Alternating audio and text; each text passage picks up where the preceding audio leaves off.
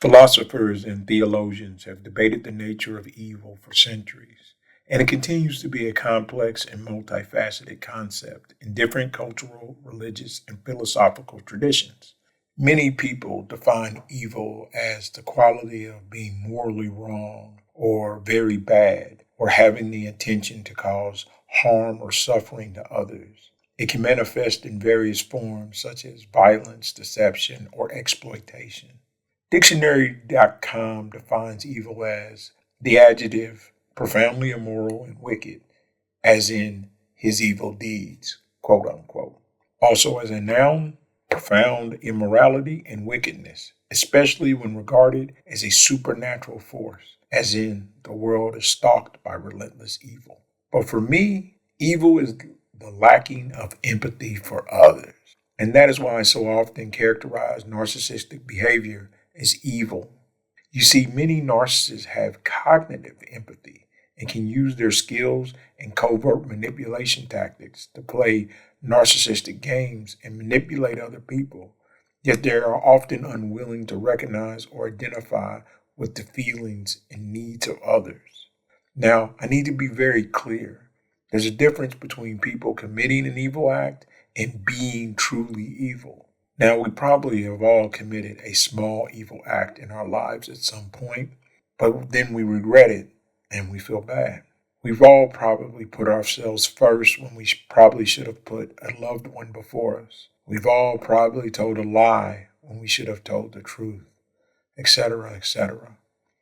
But to be an evil person means doing evil has become part of your identity.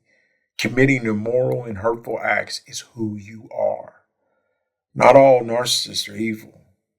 Some people who are lower on the narcissistic scale just show up in our reality as extremely selfish, self-centered, arrogant people. Borderline evil. But the worst of them, the malignant narcissists, they are evil. With this being said, even the mildest of narcissists do more evil than the average person.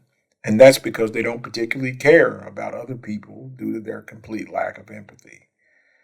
But what is empathy? Well, empathy is the ability to understand and share the feelings of another person.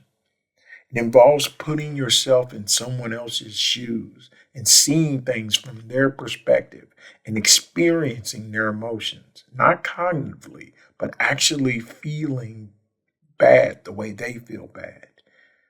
Empathy allows us to connect with others on a deep level and show compassion. It allows us to offer support in times of need. It's at the core of being human, and it's at the core of you attempting to perceive the experiences of another. It's why you feel a hole in your heart when someone you love is going through a deep, dark tragedy. It's why you cry when your friend is telling you how they feel about a parent or a spouse passing away. Empathy quite simply means you care. Take, for instance, your narcissistic friend or partner and say they've been having an issue with a coworker at work all week. And they've told you about how horrible this person is and how that person doesn't appreciate what they bring to the table and how no one sees their true value and how no one is really using them the way they should be used. The narcissist will cry and whine to you for months about everything they've been going through, but let you turn around and tell them, yeah, I've had something going on as well. They'll look at you as if you're the most selfish person on earth. Can't you see what they're going through? Don't you understand the problems that they have? The narcissist doesn't see your problems. Your problems don't exist. To them, you are a narcissist. Only they matter in their world. I knew a woman who confessed to her mother that she had been abused. And the mother responded, well, you don't know what I've been through either.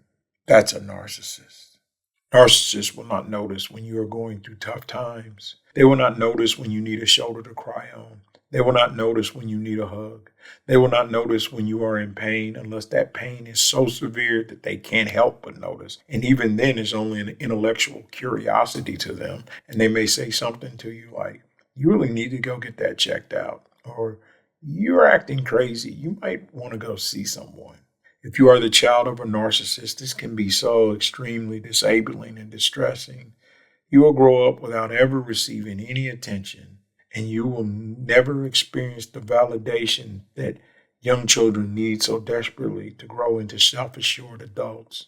Sometimes a narcissist will seem to care because they're very good at faking like they do when they want to. And this can be very confusing because every now and then they'll act concerned about your issues and your problems. But this is fake. They do this only to keep you from leaving or to try and draw you back into their lives, where they'll repeat the whole circle of not giving a crap about you all over again. Take the narcissistic mom who hasn't called you on your birthday or called to ask how her grandchildren are doing. But as soon as she needs something, she turns into the greatest mom ever. Maybe she needs to ride somewhere or needs to borrow some money. She'll call and say, oh, baby, how have you been? How are my kids? You know, mommy loves you. Then, after all those cursory sentiments are passed, she'll ask you for something. This is what narcissists do. They will have razor sharp attention on you when they meet you. They will treat you like a king or a queen when they need you. But the moment they don't, you are meaningless. You are at best a bother and at worst a nuisance. These are hard truths to accept for most people, especially if you love the narcissist. I know, trust me, I've been through it. But acceptance is the beginning of wisdom, and that's why we talk about these things on this channel. Take care of yourself. Thank you for listening, and have a wise day.